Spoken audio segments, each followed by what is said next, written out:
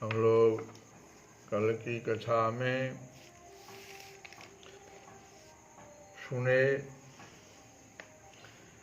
कि वह योगी जो पाप रहित और निरंतर आत्मा को परमात्मा में लगाए हुए रहता है, वह सुखपूर्वक परमात्मा के प्राप्ति रूप अनंत आनंद का अनुभव करता है। युञ्जन एवं सदात्मानं योगी विगत कल्मषः सुखेन ब्रह्म संस्पर्शम् अत्यंतं सुखम् अश्नुते अनुभव करता है, सुख अनुभव करता है, आनंद का अनुभव करता है।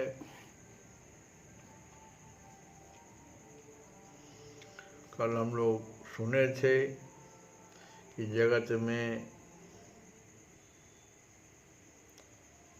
जितने भी सुख हैं उससे कोई न कोई बड़ा सुख मिल ही जाता है।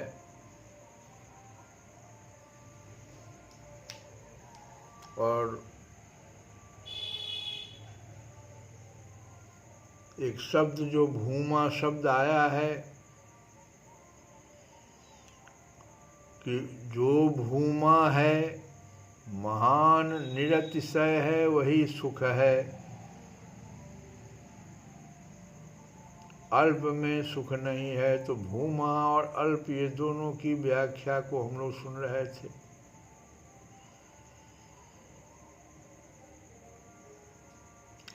जहाँ अन्य को नहीं देखता,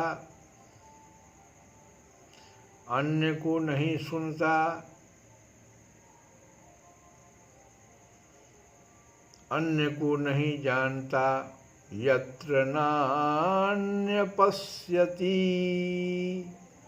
नान्य शृणोति नान्य द्विजानाति सो भूमा, वही भूमा है। छांदोग्य उपनिषद में ये आया है। और जहाँ अन्य को देखता है, अन्य को सुनता है, अन्य को जानता है, वह अल्प है। और दूसरी बात, जो भूमा है वही अमृत है, और जो अल्प है वह तो नश्वर है। जो आज है और कल नष्ट हो जाएगा, वह तो यथार्थ में सुख ही नहीं है।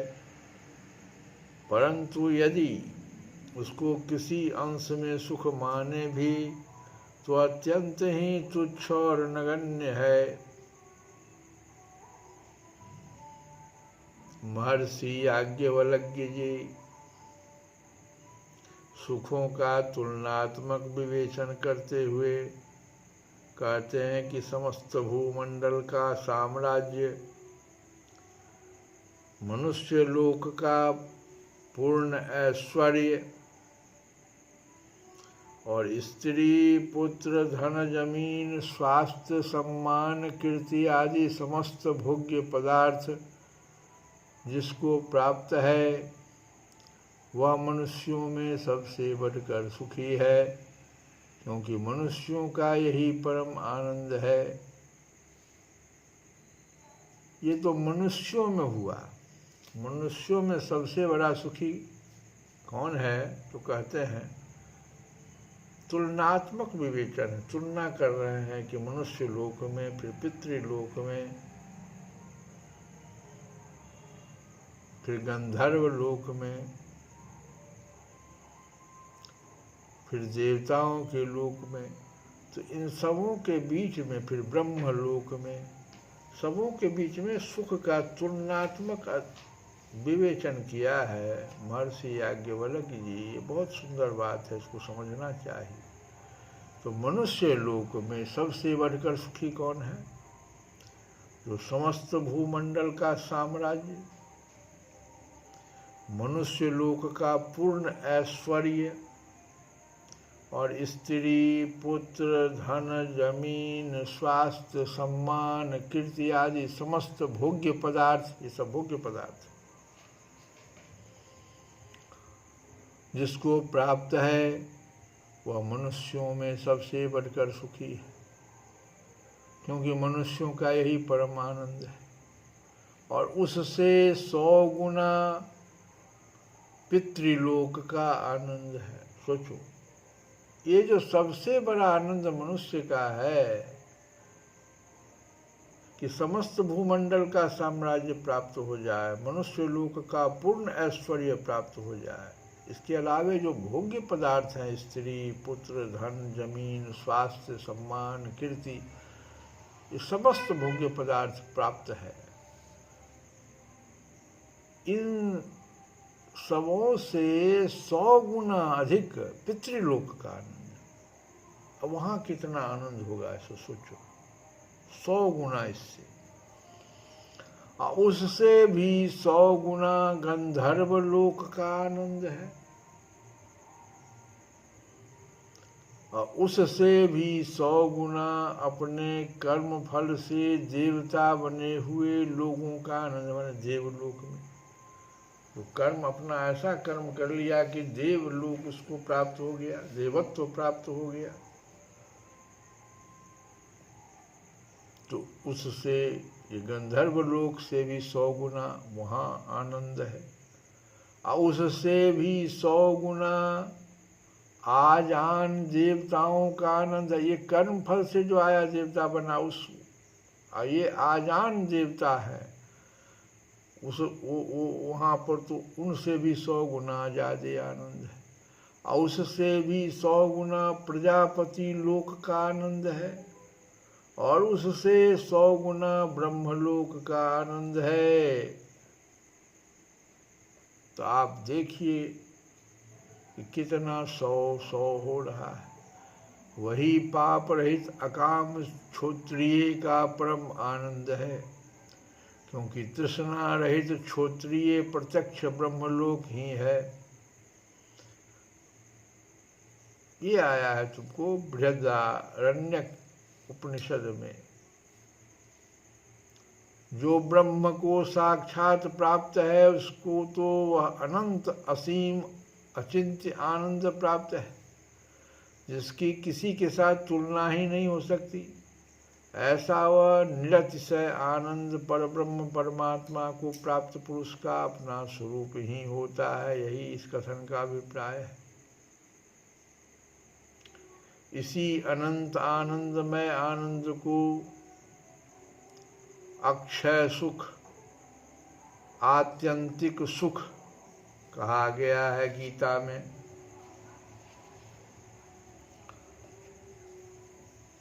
इस सुख की बात जो हम कर रहे हैं, तो भागवतम में भी जो खुशी है उसको 4 श्रेणियों में वर्गीकृत किया गया है। जो सुख है उसको 4 श्रेणियों में वर्गीकृत किया गया है। एक है जो सात्विक सुख है, सात्विकम सुखमोत्तम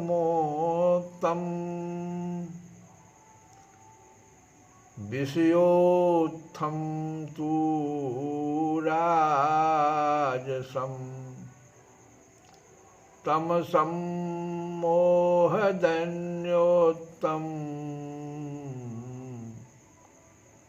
निर्गुणम मदपाश्रयम। सबसे निकृष्ट तो तामसिक सुख है। ये क्या है तामसिक सुख? नशीले पदार्थों के सेवन से जो सुख प्राप्त होता है, मांस उत्पाद वगैरह खाने से जो सुख प्राप्त होता है, हिंसा करके किसी का हिंसा कर दिए सुखी हो गए, तामसिक नींद आ गया उसमें जो सुख आ रहा है, ये सब जो है तामसिक सुख कहलाता है।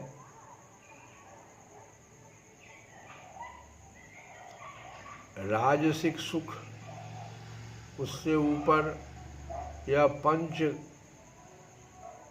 इंद्रियां और मन की संतुष्टि से प्राप्त होने वाला सुख है राजसिक सुख। क्योंकि कामना, वहाँ राजसिक सुख में कामना है, तो उसकी जो पूर्ति जहाँ हो जाती है, 5 इंद्रियां और मन की संतुष्टि जहाँ हो जाती है,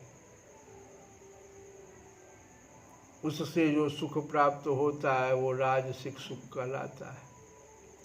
और सात्विक सुख जो उससे भी बड़ा है, ये सद्गुणों के अभ्यास से, जैसे किसी पर हम दया दिखावें, उस समय जो हमको सुख मिल रहा हो, दूसरों की सेवा कर दें हम, उस समय जो हमें सुख मिला, मन की शांति आदि से प्राप्त सुख, कथावाचन एवं श्रवण से जो सुख प्राप्त होता है, ये सब सात्विक सुख कहलाता है। और इसमें आत्म साक्षात्कार का आनंद भी शामिल है।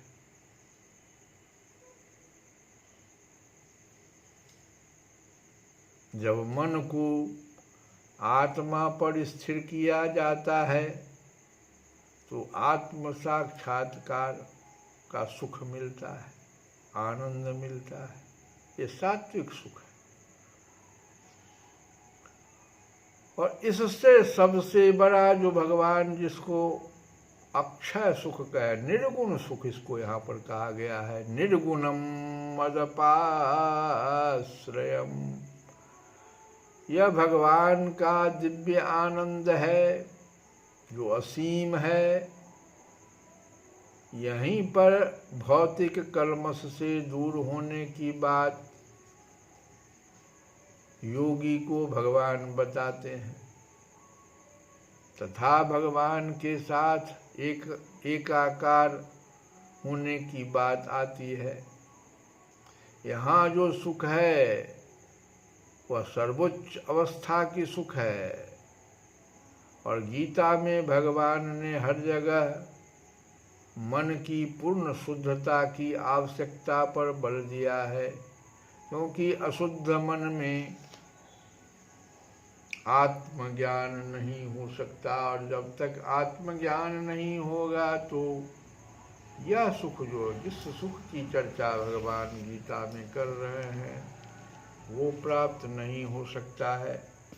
तो मन है सबसे बड़ा, मन जिसको कि तुलसी बाबा भी बार बार विनय पत्रिका में कि कबहू मन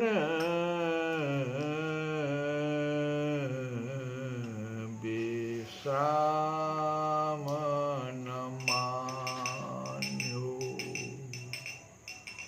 अरे मन, तूने कभी विश्राम नहीं लिया,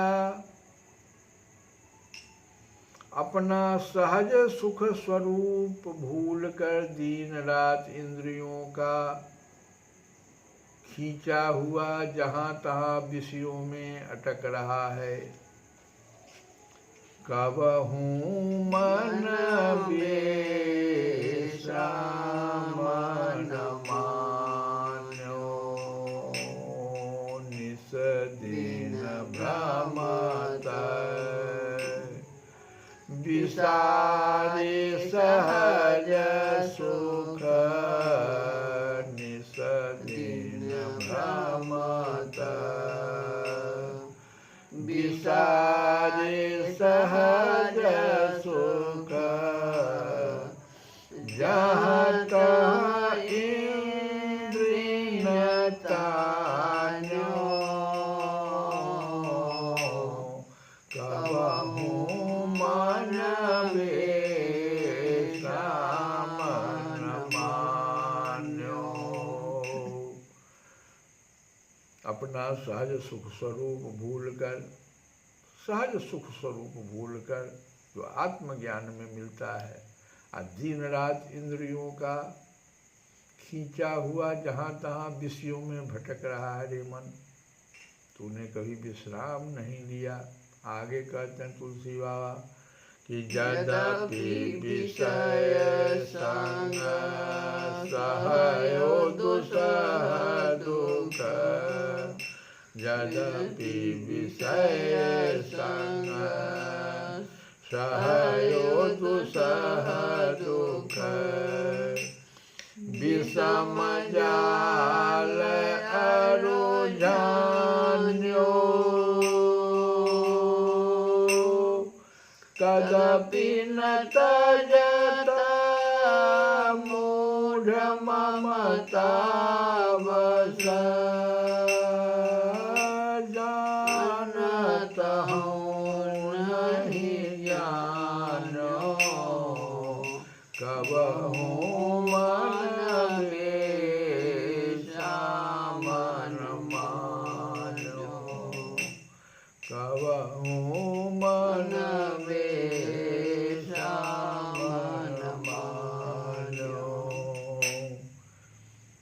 यद्यपि विषयों के संग से तूने असह संकट सहे हैं और तू कठिन जाल में फंस गया है, तो भी हे मूर्ख तू ममता के अधीन होकर उन्हें नहीं छोड़ता।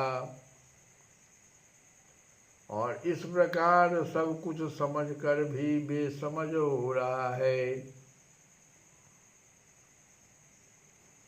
जन्म अनेक किए नाना विधि, जन्म अनेक किए नाना विधि, कर्म के चित सान्यो,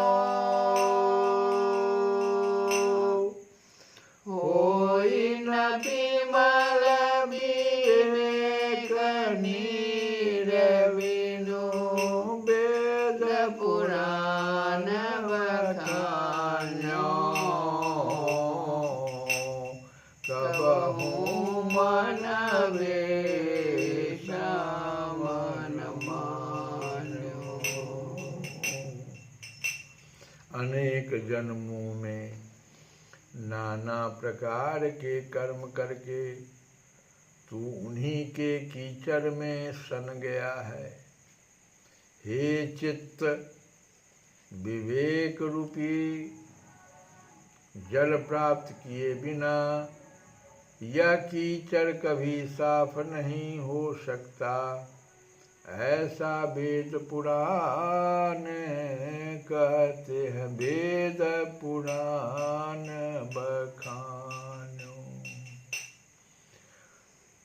निज हित नाथ पिता गुरु हरि सो, निज हित नाथ पिता गुरु हरि सो, हरषि हृदय नहीं आन्यो, तुलसीदास कब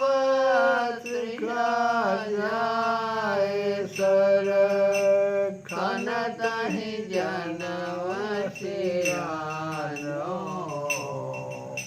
कबहु मन बेशा मन मान्यो, कबहु मन बेशा मन मान्यो। कहते हैं कि गुरु रूप अपना कल्याण तो परम प्रभु, परम पिता और परम गुरु रूप हरि से है, पर तूने उनको हुलसकर हृदय में कभी धारण नहीं किया, दिन रात विषयों के बटोरने में ही लगा रहा। हे तुलसीदास, ऐसे तालाब से कब प्यास मिट सकती है, जिसके खोजने में ही सारा जीवन बीत गया। श्री कृष्ण गोविंद हरे मुरारी।